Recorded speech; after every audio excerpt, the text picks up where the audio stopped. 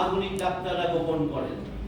আমি ডক্টর কর্মকার দায়িত্ব নিয়ে বলছি, তারা এগুলো জনগণের সামনে উপস্থাপন করেন না। কেন করেন না?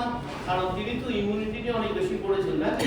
ইমিউনিটি নিয়ে পড়তে গিয়ে চিকিৎসা বিজ্ঞানে যে সত্যগুলো তিনি জেনেছেন, যে কোনো রোগের পেছনের কারণ দুর্বল ইমিউনিটি। আজকে থেকে রোগ খোঁজার দরকার নেই, যে কোনো রোগের পেছনের কারণ জীবাণুর আক্রমণ। এবং তিনি আরো যে সত্যটি জেনেছেন, ইমিউনিটি ঠিক রাখার দায়িত্ব কোনো ডাক্তার হাতে দেওয়া হয়নি, ইমিউনিটি ঠিক রাখার দায়িত্ব শুধু প্রকৃতির হাতে রাখা। তাদের কাস্টমার অসুস্থ মানুষ, আপনি সুস্থ থাকলে বিলিয়ন ডলারের বিজনেস হবে না। এই জন্য কৌশলে চিকিৎসা বিজ্ঞানের মূল বিষয়গুলো তারা উপস্থাপন করেন না। আমরা এই বিষয়ে বেশি কথা বলবো না, শুধু এটুকু জেনে রাখুন, দেওয়াটা কার? আমার। সিদ্ধান্ত আপনাকে নিতে হবে। আপনি যদি মনে করেন ওই আধুনিক ডাক্তার, ওই হাসপাতাল, ওই ক্লিনিক প্রযুক্তি আপনাকে রোগ মুক্ত করার জন্য এসেছে, আপনি বোকার সঙ্গে বসবাস করছেন। বিজ্ঞান নিজে এটা সমর্থন করেনি। Message clear? তাহলে কার ইমিউনিটি বাড়ালে আপনি রোগ মুক্ত থাকতে পারবেন? আসলে আমরা দেখি সেলটা কি? Cell is sterilise. Our body comprises of 100 trillion of cells as like a bricks. একটা বিশাল বিল্ডিং যেভাবে পরিচয় গাঁথনি দিয়ে তৈরি, ঠিক আপনার আমাদের ক্ষুদ্র ক্ষুদ্র সেল দিয়ে তৈরি। প্রতিটি সেল টাইনি লাইফ। তাহলে আমরা কি বলতে পারি আমাদের দেহ কি 100 ট্রিলিয়ন জীবনের একটা ইউনিট? यस। বললে কি ভুল হবে? না। তাহলে আমার হার্ট কি দিয়ে তৈরি? সেল দ্বারা। কথা বলবেন, কিডনি কি দিয়ে তৈরি? সেল দ্বারা। লিভার কি দিয়ে তৈরি? সেল দ্বারা। Everything comprises of cell. তাহলে আপনার আমার দেহে যদি কোনো প্রবলেম হয়, প্রবলেমটি কোথায় হয়েছে? সেলে। চিকিৎসাটা কোথায় দিতে হবে? সেলে। পৃথিবীর সমস্ত মেডিকেল স্টুডেন্টরা যখন এমবিবিএস পড়তে গিয়েছিল, প্রথম যে শব্দটির সাথে তার পরিচয় ঘটেছে সেটি কি? সেল। সেল নিয়ে কিন্তু মেডিকেল সায়েন্স পড়া শুরু করেছেন। সেল নিয়ে পড়তে গিয়ে চিকিৎসা বিজ্ঞানে যে সত্যটি তিনি প্রথমে জেনেছেন, কোষের চিকিৎসার দায়িত্ব কোনো ডাক্তারের হাতে দেওয়া হয়নি, কোষের চিকিৎসার দায়িত্ব শুধু প্রকৃতির হাতে রাখা হয়। সব সমস্ত মেডিকেল সায়েন্টিস্টের কথা জানেন। তাহলে উনি কিসের ডাক্তার? সেল। এখন না শুনতে সেল, এর আগে কি বলতেন? হার্ট এর অনেক বড় ডাক্তার, কিডনি অনেক বড় ডাক্তার, চোখের অনেক বড় ডাক্তার। আমার সমস্যা চোখে না চোখের কোষে? চোখের কোষে। আমার সমস্যা হার্ট এর হার্টের কোষে। আমার সমস্যা কিডনিতে নয়, কিডনি কোষে। বলুন তো দেখি আসলে কি আমরা চিকিৎসাটা পাচ্ছি? আমরা যে চিকিৎসা পাচ্ছি না, এই প্রমাণও কিন্তু আমাদের হাতে হাতে ঘরে ঘরে। এই যে এত আধুনিক ডাক্তার, এত আধুনিক হাসপাতাল, এত আধুনিক চিকিৎসা পদ্ধতি, পরিসংখ্যান বলছে মানুষ জটিল জটিল কঠিন কঠিন রোগে আক্রান্ত। উত্তর আমাদের হাতে। সমস্যা কোথায়? জোরে একটা আজারে কোষের চিকিৎসার দায়িত্ব ডাক্তারের হাতে দেওয়া হয়নি, এটা ডাক্তার সাহেব নিজেও জানে। তো আসুন, আমরা পেয়েছি আমাদের সমস্যা কোথায়? সেল। চিকিৎসা চলবে কোথায়? সেল। কোষের চিকিৎসা কে দেবে? ডাক্তার না নেচার? নেচার। আমাদের রোগ নির্ণয়ের কোনো প্রয়োজন নেই, আমরা জেনে গেছি সমস্যাটা কোথায়। এবার আসুন আমরা একটু দেখব আমরা রোগী হলাম কিভাবে। আমরা তো হঠাৎ করে রোগী হইনি, আমরা ধীরে ধীরে রোগী হয়েছি। আমাদের প্রথম অসুস্থতা ছিল এরকম, শরীরটা কেন যেন একটু ম্যাজম্যাজ করে, কেন যেন একটু ভার ভার লাগে। কথা ঠিক আছে কিনা? সকলে মিলে বলতো তাড়াতাড়ি ডাক্তার দেখাও, দেরি করো না, দেরি করলে রোগটি বেড়ে যাবে। আমরা এখন ডাক্তার দেখার সমস্যা তৈরি করেছি। আপনি যদি অসুস্থ হওয়ার পর ডাক্তার না দেখান, আপনাকে সবাই লাভ বন্ধ করবে। কেমন মানুষ ডাক্তার দেখায় না? আমরা শিশু যদি একটা হাসি দেয়, স্বামী স্ত্রী ঝগড়া শুরু হয়, তুমি বাচ্চাটাকে এখনো ডাক্তার দেখাচ্ছ না। অর্থাৎ পরিকল্পিতভাবে ডাক্তার নির্ভর একটা সমাজ ব্যবস্থা তৈরি করা হয়েছে। এর পেছনে বিলিয়ন ডলারের ড্রাগ বেচে তোর একটা হাত আছে। আমরা তো ডাক্তার দেখাবো, ডাক্তার দেখাতে তো আমাদের বারণ নেই। এরপর কি হলো? প্লিজ মনোযোগ দিয়ে কথাগুলো শুনবেন। এরপর কি হলো? আমরা ডাক্তার দেখালাম, ডাক্তার সাহেব বেস্ট টু টেক দিলেন, রাইট? यस। এই দিয়ে তিনি বললেন প্রথম অসুস্থতা, একটু সুগার বেড়েছে, একটু প্রেসার বেড়েছে। কি কথা ঠিক আছে কিনা? यस। একটু বিএপি বেড়েছে। সব কতটুকু ছিল ভাই? একটু। সব একটু একটু ছিল। আপনার ডাক্তার আপনাকে সতর্ক করে দিয়ে বললেন আর বাড়তে দেয়া যাবে না। আমরা এখন সুগার বাড়া কি ভালো? না। প্রেসার বাড়া কি ভালো? ক্রিয়াটিনিন বাড়া ভালো নয়, কোনটাই বাড়া ভালো নয়। কিন্তু আপনার ডাক্তার কি করলেন? আপনার ডাক্তার প্রেসক্রিপশনে ড্রাগ না মেডিসিন? না স্যার। আপনার ডাক্তার তার প্রেসক্রিপশনে কিছু ড্রাগ লিখে দিয়ে রোগীকে বললেন আমি আপনাকে কিছু মেডিসিন খেতে দিলাম সেগুলো চলবে। এই দুটো ইনফরমেশন আপনাকে রুগীর খাতায় নাম লিখে দিয়েছে। জোরে একটা হাত তালি দাও। তিনি কি আপনাকে ড্রাগ খেতে দিয়েছেন না মেডিসিন খেতে দিয়েছেন? আপনি কি জানেন না ওই ড্রাগ দিয়ে কখনো প্রবলেম সলভ হয় না? তিনি জানেন? আর ড্রাগ নিয়ে তিনি যে বইটি পড়েছেন, পৃথিবীর সব ডাক্তাররা পড়েছে, বইটির নাম ফার্মাকোলজি। সেখানে বলা আছে কোন ড্রাগ 15 দিনের বেশি খাওয়া যাবে না। অথচ আমার ডাক্তার লিখে দিলেন চলবে। তাহলে মেডিসিনের নামে ড্রাগ কতদিন খাওয়া উচিত? 15 দিন। সেটা চলছে। আমার রোগীরা ভেবে বলছে আমার সকল প্রবলেম সলভ। রোগী কিন্তু খুশি, জানেন রোগীরা গল্প করে বেড়ায়, জানেন কত বড় ডাক্তার, অ্যাপয়েন্টমেন্ট পাওয়া যায় না। আমি আমার সত্যি বন্ধুকে দিয়ে অ্যাপয়েন্টমেন্ট নিয়েছি, ওনার দেওয়া ওষুধ খাওয়ার পর আমি পুরা। এবং এই খবর হাটে মাঠে ঘাটে বন্ধু বান্ধব আত্মীয় স্বজন সবাইকে দিয়ে বেড়া।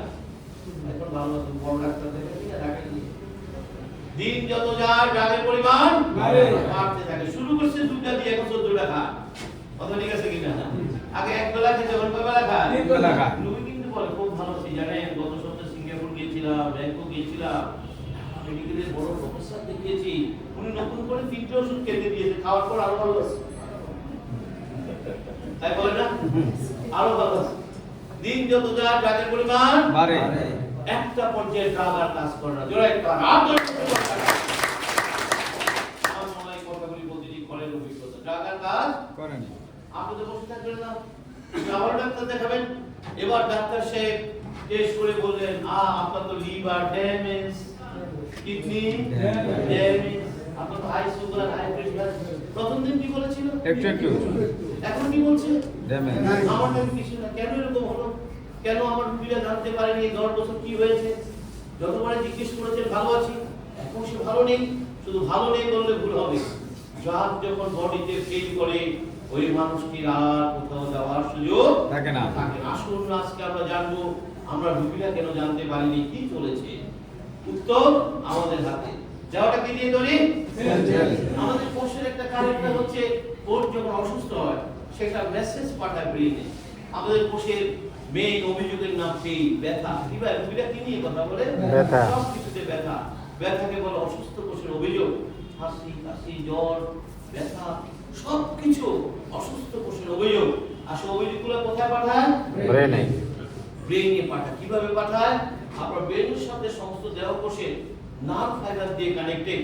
এখানে প্রতিটি ফ্যান লাইট যেভাবে ইলেকট্রিক ওয়্যার দিয়ে কানেক্টেড, আপনার মস্তিষ্কের সাথে প্রতিটি দেহ কোষের নার্ভ ফাইবার দিয়ে কানেক্টেড। আপনার দেহের নার্ভ ফাইবারগুলিকে যদি লম্বা করা হয়, এর দৈর্ঘ্য হবে প্রায় 90,000 কিলোমিটার। তাই একটা সুই ফুটলে আমরা সাথে সাথে টের পাই, একটা পিঁপড়া কামড় দিলে সাথে সাথে টের পাই। একই ভাবে অসুস্থ দেহ কোষ তার অসুস্থতার সংবাদ ব্রেইনে পৌঁছে দেয়। আপনি যখন ডাক্তার দেখিয়েছিলেন, ডাক্তারের কাছে কার কথাগুলো বলেছিলেন? ব্রেইন যা ডাক্তার সাহেব আমার প্রবলেম সব ব্রেইন ঠিক আসছিল। আমাদের ডাক্তার এবং রোগীদের মাঝে একটা মান অভিমান আছে। রোগীদের অভিযোগ ডাক্তার কথা শুনতে রাজি না, ডাক্তার সময় দিতে চায় না। এই কথা ঠিক আছে কিনা? করে শুনছি, কিন্তু রোগী তো অভিযোগ চায় আজকে ডাক্তারের কাছে সব কথা খুলে বলবো এবং ডাক্তার সাহেব আমার সমাধানটা দিয়ে দিবে। রোগী চায়, কিন্তু ডাক্তার করে শুনছি, আসলে তিনি শুনেন না। এটি ডাক্তারের কোনো দোষ নেই, কারণ তিনি তো জানেন সমস্যাটা কোথায়। ধরে একটা আপনি না মেডিকেল সায়েন্স করেন না, উনি তো মেডিকেল সায়েন্স করছে। আপনার কোষ এত অসুস্থ, আপনাকে যদি বলতে দেওয়া হয় সারা তো আপনি বলবেন, উনি তো 200 রোগী দেখবে, শুনিয়ে বা লাভ কি? উনি তো আগে জানেন সমস্যা কোথায়। এই জন্য ডাক্তাররা রোগীদের কথা শুনতে রাজি না। কথাগুলো বুঝতে পারছেন নাকি? শুনি কি হবে? উনি তো জানেন সমস্যাটা কোথায়। এত প্রত্যাশা নিয়ে আমি ডক্টরের কাছে গিয়েছেন, ডক্টরদের তো কিছু একটা করা উচিত। এই জন্য আধুনিক ডাক্তাররা রোগীদের সাথে যে চিকিৎসা পদ্ধতি অনুসরণ করে, এই চিকিৎসা পদ্ধতির নাম ড্রাগস মেডিকেশন। আজকে কিছু কথা স্পষ্ট করে জেনে নিতে হবে। কি মেডিকেশন? ড্রাগ হচ্ছে কতগুলো সিনথেটিক কেমিক্যালস যেগুলো ল্যাবে বসে তৈরি করা হয়।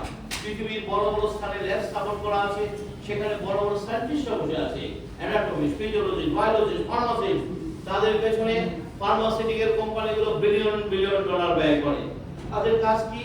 খুঁজে বের করা কোন কোষ কিভাবে ব্রেইনে মেসেজটা পাঠালো। অবশ্যই এটি জটিল গবেষণা, আপনারা জানেন না। আমরা যে অভিযোগগুলো ডাক্তার কাছে করি সেগুলি প্রত্যক্ষ পরোক্ষভাবে সব ল্যাবে পৌঁছে দেওয়া হয়। তারা গবেষণা করে বের করে কোন কোষ কিভাবে মেসেজটা পাঠালো এবং তার বিপরীতে তারা ল্যাবে বসে কিছু সিনথেটিক ড্রাগ কেমিক্যাল ফর্মুলা করে। এই ড্রাগগুলোর মূল কাজ হচ্ছে ব্রেনের সাথে দেহ কোষের যোগাযোগ বিচ্ছিন্ন করে দেওয়া। বিষয়টা এরকম, যেমন এই ফ্যানটা বন্ধ, আমি বলছি এই ফ্যানটা চালিয়ে দেন, কি একটা নির্দিষ্ট সুইচের মাধ্যমে না? ঠিক আপনার দেহ কোষ একটা নির্দিষ্ট সুইচের মাধ্যমে ব্রেনের সাথে যোগাযোগটা করে।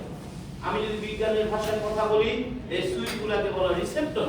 বিজ্ঞানীরা রিসেপ্টরগুলো শনাক্ত করে এবং তার বিপরীতে তারা একটু ড্রাগ ফর্মুলা করে। মূলত ড্রাগগুলোর কাজ হচ্ছে ওই রিসেপ্টরগুলোকে লক করে দেওয়া।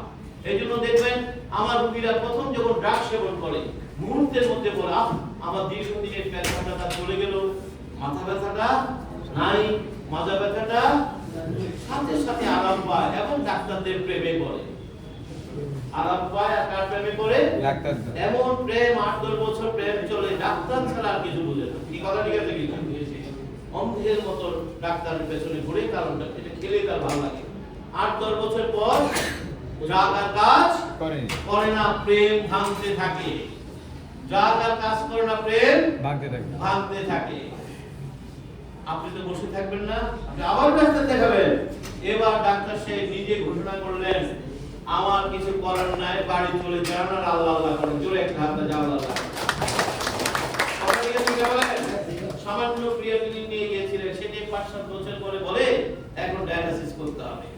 সামান্য সুগার নিয়ে গিয়েছিলেন, সেটি 5-7 বছর পরে বলে এখন ইনসুলিন নিতে হবে। সামান্য হার্টের সমস্যা নিয়ে গিয়েছিলেন, সেটি 5-7 বছর পর বলে 4টা ব্লকেজ পাওয়া গেছে, 2টাতে এখন রিপোর্টেশন। প্রথম দিন কি এটা বলেছিল? উত্তর কিন্তু আমরা পেয়েছি। সমস্যা কোথায় ছিল? 10 বছর কোষের কোনো চিকিৎসা হয়নি। এই ছোট্ট আলোচনা থেকে কি মনে হলো? আমরা রোগীরা কি ভালো আছি? না। কথা বলেন না কেন? আমরা রোগীরা ভালো নেই, আমরা প্রচন্ড একটা বিপজ্জনক অবস্থায় দাঁড়িয়ে আছি। এই বিপদ এমন ভাবে আসবে আর সামনে যাওয়ার জায়গা থাকবে না। আসুন আমরা জেনেছি আমাদের সমস্যা কোষে, চিকিৎসা চলবে কোথায়? কোষে। কোষের চিকিৎসা কে দেবে? ডাক্তার না নেচার? এবার আমরা দেখবো, এই যে বারবার আমি কোষ বলছি, আসুন না আমরা দেখি দেহটা কোষ দিয়ে তৈরি কিনা। আমরা দেখবো আমাদের জন্মটা কিভাবে হলো, তাহলে বুঝতে পারবেন কোষ ছাড়া কিছু নেই। বাবার একটা স্পার্ম মায়ের এক মিলনের ফলে মাতৃজরায়ুতে প্রথম যে কোষটি তৈরি হয়েছিল, ইট ওয়াজ আওয়ার ফার্স্ট সেল। বিজ্ঞানীরা আমাদের প্রথম কোষটির নাম দিয়েছিল জাইগোট। কি নাম দিয়েছিল? জাইগোট। আসলে জাইগোট সৃষ্টির জন্য কি রহস্য কাজ করেছিল? এটা ডিমান্ড, এগুলো স্পার্ম বলছে মায়ের একটা ডিমান্ডের সাথে বাবা 100 কোটি স্পার্ম ফাইট করেছে আপনার আমার সৃষ্টির জন্য। সেখানে একটি ডিমান্ডের সাথে একটি স্পার্ম কন্টাক্ট করতে সক্ষম হয় আউট অফ 100 কোটি স্পার্ম। এবং নতুন যে প্রাণীর সঞ্চালয় মাতৃজঠরে, ইট ওয়াজ আওয়ার ফার্স্ট লাইফ। আমি একটু আগে যে জাইগোটের কথা বলেছি, এটা জাইগোটের একটা অরিজিনাল ছবি।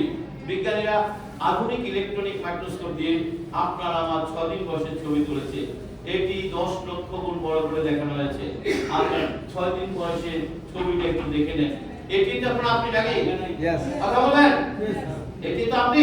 यस। এটি আমি। এখন আপনার উচ্চতা কত? 5 ফিট 5 ইঞ্চি 6 ইঞ্চি। কিন্তু যখন আপনার জন্ম হয়েছিল তখন এর উচ্চতা কত ছিল? বিজ্ঞানের এই কোষের আয়তন মেপেছে। আয়তন মেপে বলেছে এই কোষের আয়তন ছিল 0.6 মাইক্রন। What is micron? 1 মিটারের 10 লক্ষ ভাগের 1 ভাগকে বলে 1 মাইক্রন।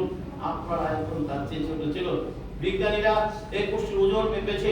ওজন মেপে বলেছে এই কোষের ওজন ছিল 1 ন্যানোগ্রাম। What is nanogram? 1 গ্রামের 100 কোটি ভাগে 1 ভাগকে বলা হয় 1 ন্যানোগ্রাম। আপনার ওজন ছিল 1 ন্যানোগ্রাম। এখন ওজন কত? 60 কেজি, 70 কেজি। 1000 গ্রাম সমান 1 কেজি। খেয়াল রাখতে হবে, যখন ওজন ছিল 1 গ্রামের 100 কোটি ভাগের 1 ভাগ। তাহলে এটি কি ছিল? বিজ্ঞান বলছে এটি ছিল একটা অদৃশ্য লাইট, আলো, নূর। এই যে মানুষ নূর থেকে তৈরি হয়েছে, আলো থেকে তৈরি হয়েছে, এটি কিন্তু বিজ্ঞান সমর্থন করে। কিন্তু বিজ্ঞান বলছে সে অদৃশ্য লাইটটি ছিল একটা লাইট। জোরে একটা হাত তালি যায়। আমরা আরো আধুনিক ছবি দেখবো, আরো আধুনিক ছবি দেখবো। পেছনেরটা মাতৃজরায়ু আর 6 days আমরা আয়ু 6 দিন বয়সের। আপনি কিন্তু অরিজিনাল ছবি।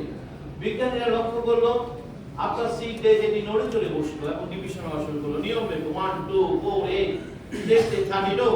যতই ডিভিশন হওয়া শুরু করলো ততই ক্ষুদ্র গোষ্ঠী আকার আকৃতিতে পরিবর্তন হতে লাগলো।